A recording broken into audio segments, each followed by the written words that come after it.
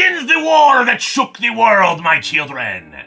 Let us return again to the greatest of the Marvel horror titles and see if the elementals will be able to take over the world. The only thing that stands in their way is the living mummy. When last we left in Kanto, he had joined forces with Dr. Scarab, his students Ron and Janice, and the thieves Old Dan and the Asp to oppose the villainous elementals who sought to once more conquer the world. The air elemental had also turned on her fellow elementals, for whatever good it did, for the elementals have arrived and demand the Scarlet Scarab Jewel, through which they can achieve their conquests. They hold Old Dan prisoner, but fortunately, the Asp, being a cat burglar, is able to sneak around unnoticed and strike the fire elemental. Gods they may be, but they have taken on a more humanoid form, and thus the Asp can punch them in the jaw.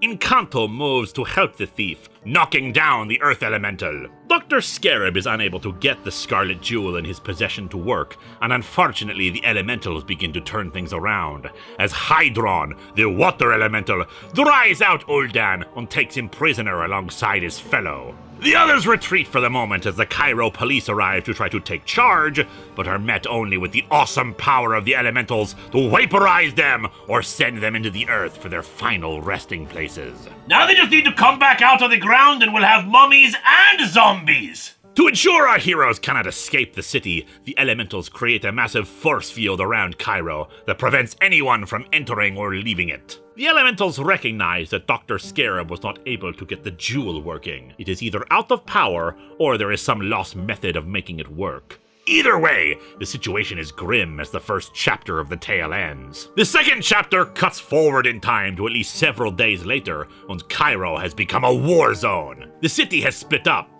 some in the civilian population joining the elementals, worshipping them, while others fight to free their city from their control. Encanto and Ron are sent to Cairo University to find some ancient scrolls that may be able to unlock the secrets of the Scarab. Along the way, Encanto must show the followers of the elementals the power of the living mummy, immune to their pitiful bullets. The two reach the university right as the elementals begin their assault on it. The people defending it soon slaughtered while the scrolls are retrieved. Once inside again, they see the massacred people. But one of them spots Encanto and opens fire on him, thinking him just a monster to be killed. I mean, he is a monster, that's why we like him. But in the process, destroys the scrolls.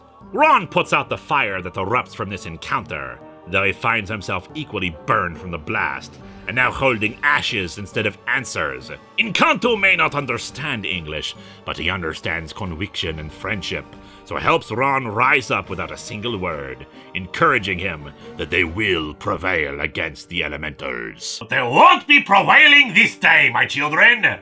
We'll see how things go for the forces of Team Mummy next time we are thrilled by the supernatural.